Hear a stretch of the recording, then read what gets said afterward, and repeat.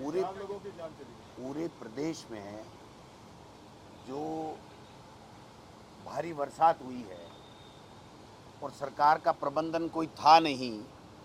Monsoon का सबको पता था, लेकिन मानसून का पता होते हुए भारी बरसात की चेतावनी मानसून विभाग द्वारा दिए जाने के बावजूद सरकार ने कोई इंतजाम नहीं किए, और जिसके कारण से भारी जनहानि भी हुई है। 4 लोगों की मौत हो गई है, माल हानि भी हुई है, पशु हानि भी हुई है, और जनजीवन असामान्य हो गया है। सब जगह अफरा तफरी मची हुई है, लेकिन सरकार के कान पे जू नहीं रह रही है। सरकार संवेदनशील नहीं है।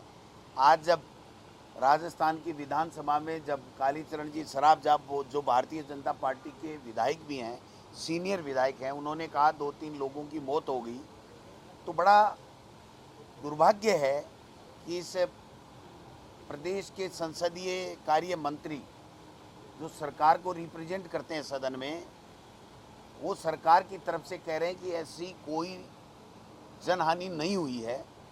मैं समझता हूं कि हमने सबने ये कहा कि हमारे सबके पास सूचना है, सरकार जिम्मेदारी लेने से बच रही है।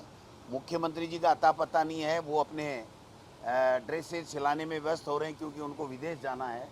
हेलीकॉप्टर से नीचे उतर नहीं रहे हैं। रोड पे अति बरसात से भी परेशानी है और पीने के लिए पानी नहीं मिल रहा है। लोगों को 7-7 दिन से पानी आ रहा है। कल माननीय स्पीकर महोदय ने, वासुदेव देवनानी जी ने खुद ने कहा कि हमारे पानी नहीं आ रहा। आज माननीय सदस्य पानी पे चर्चा करके कह रहे हैं कि 10-10 दिन तक पानी नहीं आ रहा है। बिजली की जो व्यवस्था है वो इनसे संभल नहीं रही है। बिजली 2 घंटे से ज़्यादा आ नहीं पा रही है। तो न बिजली है, न पानी है, न कानून व्यवस्था है, न सरकार संवेदनशील है। केवल और केवल हेलीकॉप्टरों में मुख्यमंत्री जी घूम रहे हैं। मंत्री हैं, वो कोई जवाब ढंग से दे ही नहीं पा रहे हैं। आज आपने देखा होगा कि स्थगित किया क्वेश्चन, वित्त आयोग आया हुआ है, अच्छी बात है ना, आना चाहिए ना। ये सरकार का मैनेजमेंट होना चाहिए कि पहले प्रश्नकाल और उसके बाद में वो चीज़ें होनी चाहिए। आज वित्त आयोग आकर के अगर कर रहा है तो जवाब तो कल ही आ जाना चाहिए था ना। आज जवाब आने की आवश्यकता ही नहीं थी।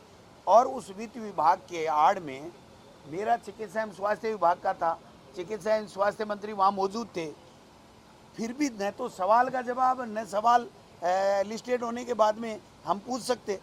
तो जो स्थिति सरकार की बनी हुई है, माननीय स्पीकर साहब से हमने आग्रह किया है अलग से कि आप इस सरकार को बचाने के लिए काम मत कीजिए। आपकी ड्यूटी दोनों को समान दृष्टि से देखना है, और प्रतिपक्ष जो जनता के ऊपर सरकार की तरफ से जवाब आए और कोई कार्रवाई हो, ये होना चाहिए। तो उन्होंने कहा है ठीक बात है आपकी, मैं प्रतिपक्ष को पूरा मौका दूंगा, अवसर दूंगा, लेकिन जो स्थितियां बनी हुई हैं आज की तारीख में, सरकार नाम की कोई चीज़ नहीं, ये पोपाबाई का राज है, और इसमें कोई चीज़ व्यवस्थित नहीं है, किसी का कोई काम नहीं हो रहा। समान नागरिक संहिता कानून बिल लाने की तैयारी। ये यही काम करेंगे, इसके अलावा काम है ही नहीं।